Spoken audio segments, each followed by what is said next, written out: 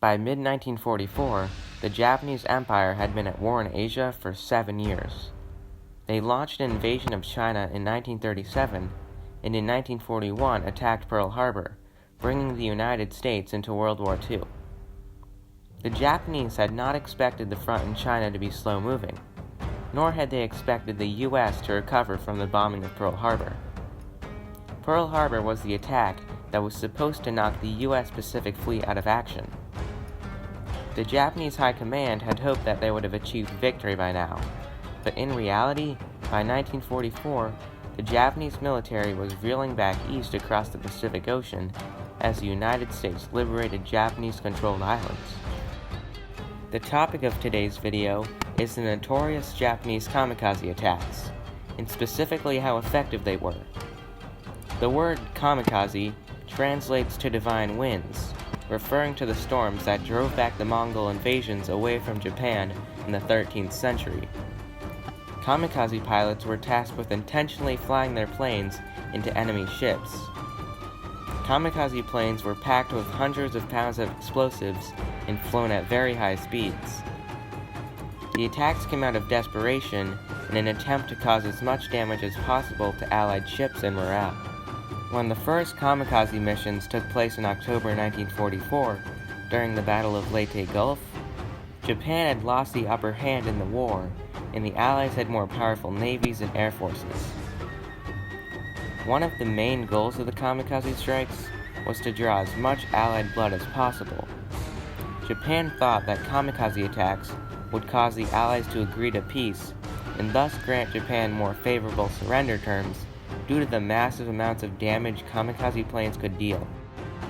By executing these desperate attacks, it was clear that Japan was losing the war. Surrendering was not an option, as the people of Japan were devoted to saving the emperor at all costs. One efficient aspect of the kamikaze attacks was that the pilots needed only a fraction of the training in comparison to the average Japanese pilot. New volunteers for these attacks, typically young men, only required 40 to 50 hours of aerial training. An experienced Japanese pilot had up to 500 hours of training. So what did the kamikaze attacks actually accomplish? Sources vary, but around 50 Allied ships were sunk by these attacks, with nearly 400 more being damaged. Around 7,000 U.S. Navy personnel were killed, with around 8,000 more being wounded. 3,800 kamikaze pilots died along with their planes, with most of them being shot down by anti-aircraft fire. To put the amount of kamikaze planes used in perspective, they used around 300 more aircraft than the Italians were able to produce in 1941. Japan produced 11,000 aircraft in 1945 alone.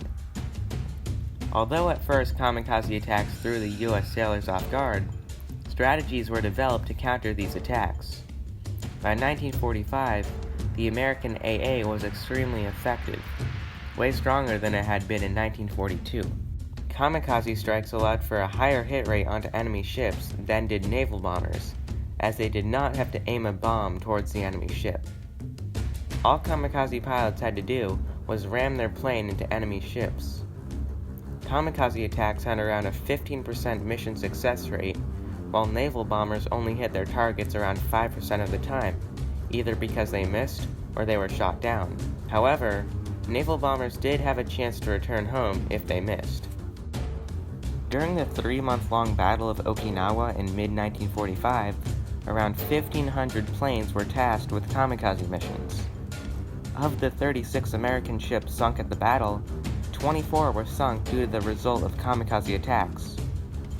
4,900 American Navy personnel lost their lives during the battle, with another 4,800 being wounded.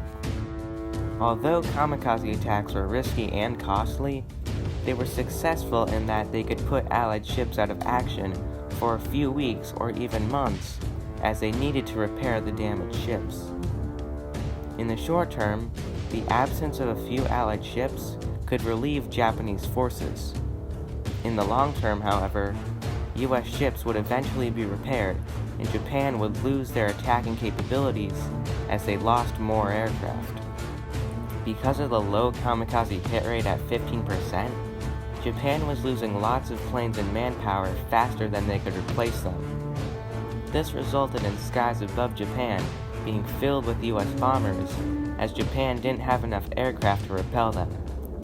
By 1945, the home islands were in range of U.S. bombers, which were destroying Japanese industry and morale, making it even harder to put up a fight against the Allies. Many Japanese planes were saved for kamikaze attacks if and when the Allied invasion of Japan occurred.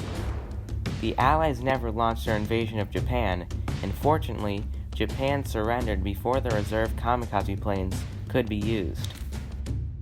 In the end, the malicious, ruthless, and brutal nature of the kamikaze attacks was one of the reasons which led American President Harry Truman to use atomic weapons against Japan, rather than lose millions of lives in an amphibious assault onto mainland Japan.